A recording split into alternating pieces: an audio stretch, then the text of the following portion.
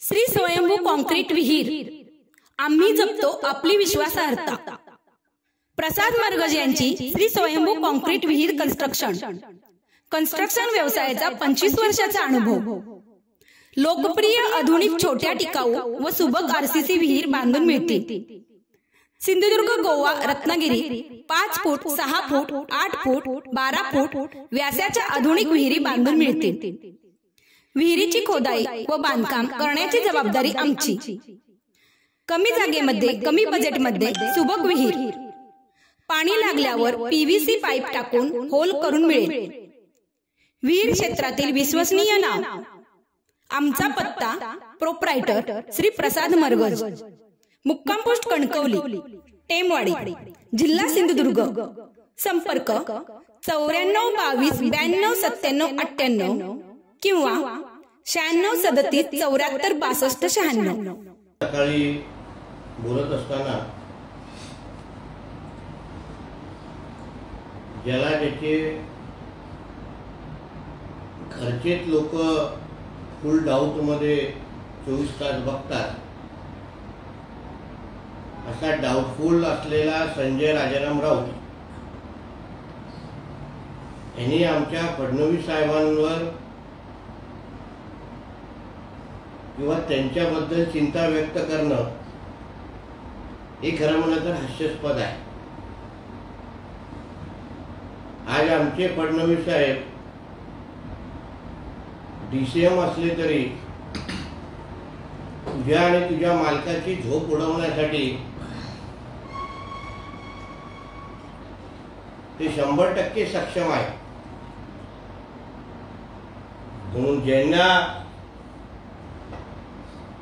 सगळेच जण डाऊटफुली बघतात, अशा संजय राजाराम राऊतनी दुसऱ्यांना फुल डाऊट, हाफ डाऊट बोलणं हा 2024चा फार मोठा विनोद आहे. राम मंदिराच्या आंदोलनामध्ये लालकृष्ण अडवाणी जी असतील, मुरली मनोहर जोशी जी असतील, नरेंद्र मोदी जी असतील, विश्व हिंदू परिषद असेल, संघ परिवाराचे कार्यकर्ते, सगळ्यांचे पुरावे सकट फोटोग्राफ आहेत. ते कोण कोण त्या आंदोलनामध्ये होते हे त्यांना सिद्ध करायला लागत नाही, प्रश्न विचारायला लागत नाही. पण मी परत एकदा संजय राजाराम राऊतला सांगेन, ते खरंच राजाराम राऊताचा अगर तो मुलगा असेल तर एकदा तर तुझा किंवा उद्धव ठाकरेचा एक फोटो, एक पुरावा हा अयोध्यामध्ये राम मंदिराच्या निमित्ताने तुम्ही तिथे कर सेवासाठी गेलेला किंवा त्या आंदोलनामध्ये तुमचा सहभाग होता, एवढा उद्धव ठाकरे आणि संजय राऊत, बाळासाहेब ठाकरे नाही, आदरणीय बाळासाहेब ठाकरेंचा सहभाग हे प्रत्येक पिढीला माहिती आहे. पण तुझ्या आणि तुझ्या उद्धव ठाकरेचा, तुझ्या मालकाचा नेमका काय सहभाग होता हे एक पुरावा तू दाखव. तू बोलीन तो विषय मी करेन. तुला पाहिजे असेल तर सामन्यामध्ये 1 महिना नोकरी करण्यासाठी येईल.